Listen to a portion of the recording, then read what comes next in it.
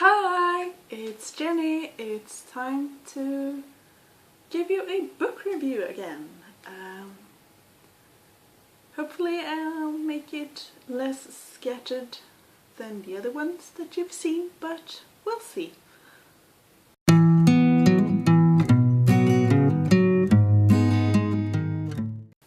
So here we go. This book review will be about this is the cover of the Swedish translation. The book is called Swimming to Elba by Sylvia Avaloni.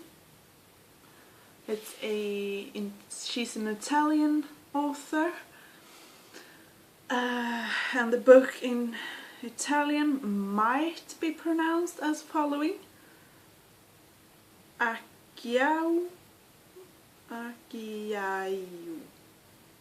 Not sure. Don't know Italian. Know Spanish, but not Italian.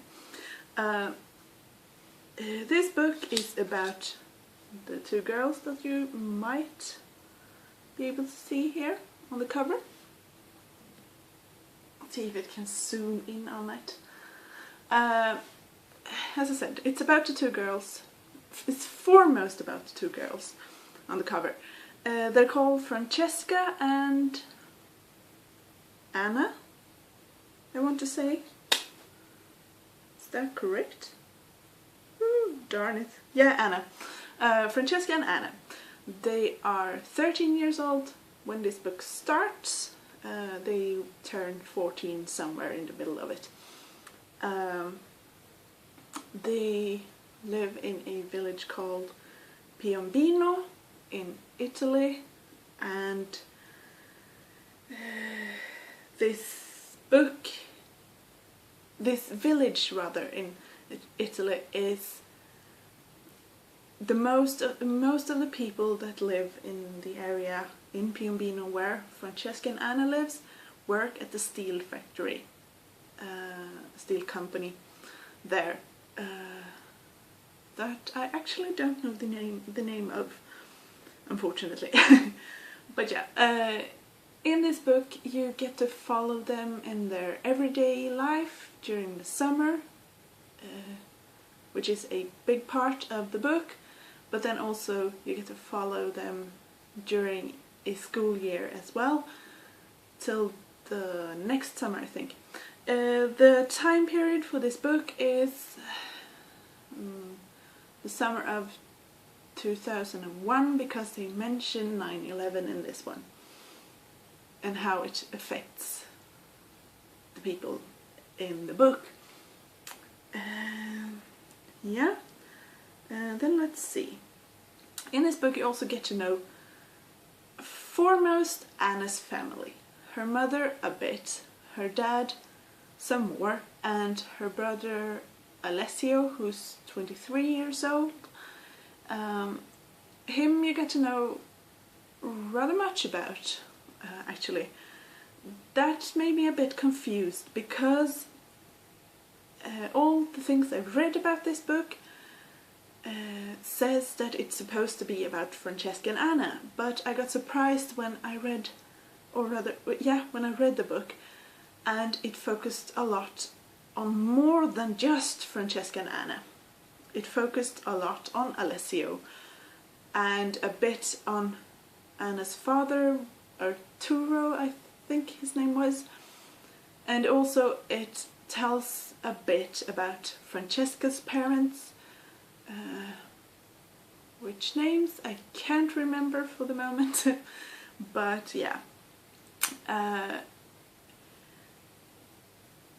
Yeah. Let's see now. Alessio, Anna's brother, works at the steel company or factory, as well as Francesca's father.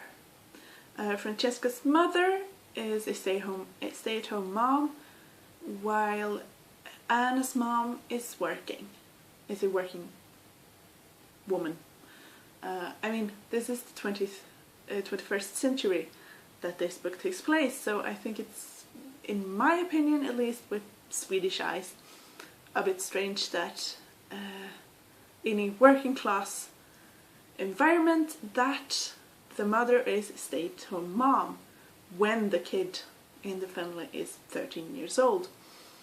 But yeah, that is me reading the book with Swedish eyes.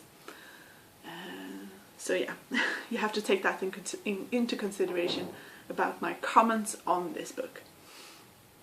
Let's see. What else do I have to say? Yeah, Arturo, Anna's father, is having some law troubles because he is dealing with things that he shouldn't be dealing with. And then we have Alessio, who's 23, as I said. He works at the steel company. You get to know him while he's doing drugs, he's driving around, he's at strip clubs, and yeah, that sounds really bad. He wasn't such a bad character, but yeah, that's sort of the premise of this book. What can I say about this book then? In my comment on the book, or my thoughts on the book, I think it's a book that is hard to decide what you think of it. I've read a lot of such books this year so far, and this was one of those that was a bit hard to decide what I think about it. But I've tried to put my thoughts down on paper, and now I'm trying to convey them to you. As I said before, that all I've read about this book, it was supposed to be about the two girls, Anna and Francesca. But when I read it, it was about so much more. It was about their families and the individuals in those families, and you didn't get... I wanted more story of the girls, rather, because that was what I expected when I started reading the book. So I got a bit surprised when I got so much more of the other characters. Then let's see. The start of this book gave me the creeps, because it starts off with Francesca's father sitting at the balcony watching with a binocular at the sea, or rather at the beach where the girls are, and you sort of get the pedophile vibe, and I didn't like that. And yeah, that sort of made me get in the wrong mood to read this book. But I kept on reading and it got better, but it still has a lot of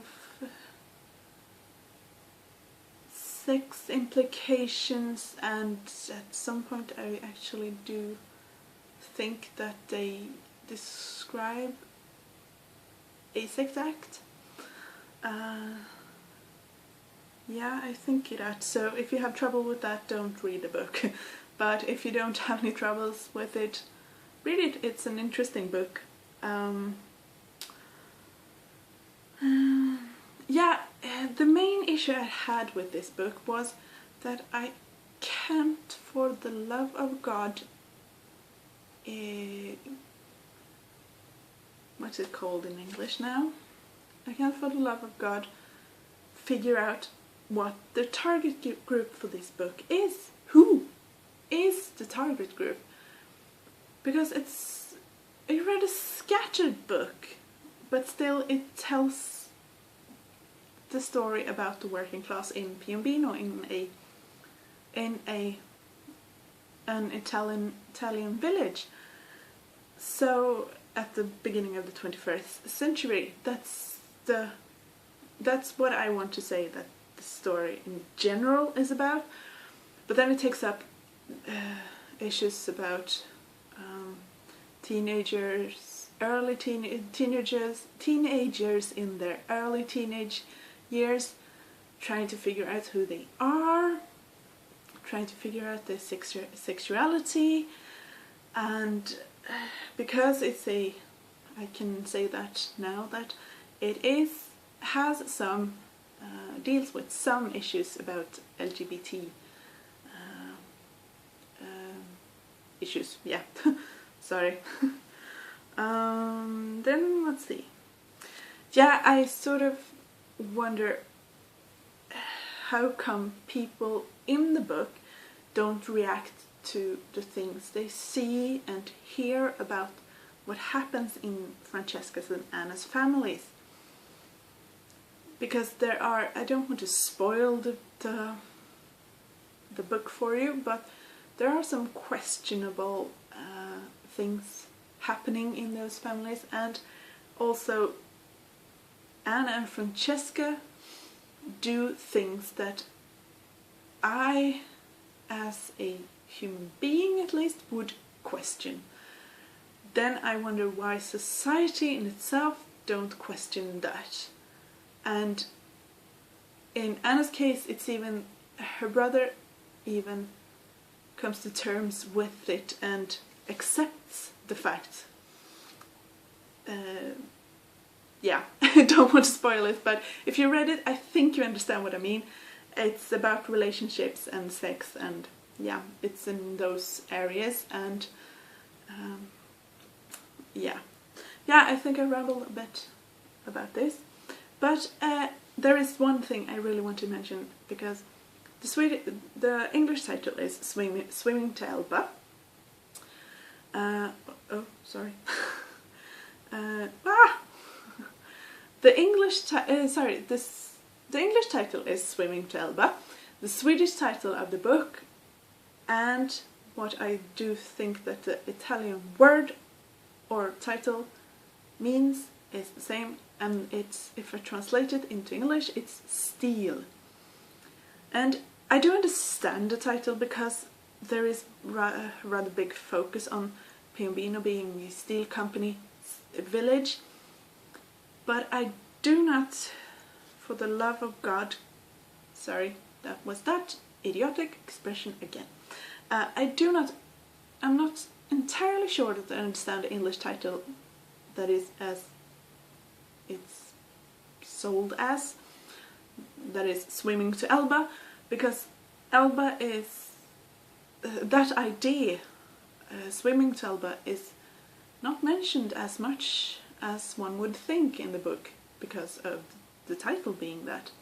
Steel, on the other hand, is mentioned a lot. So yeah, that was just a side comment. I think I'll stop talking now about the book. No, I won't stop talking about it, because I want to say that I gave it 3 stars on Goodreads. And yeah, I think it's a rather stable 3 stars, but it was a very strange book. That much I can say. So yeah, pick it up if you want to, if you got something interesting out of it, of this review. If you've read it, please comment down below and tell me. If you want to read it, please do tell me. And then we can chat about it. I really like to chat about this book. It was so strange. So yeah, hope you have a great day, and I'll see you in my next video.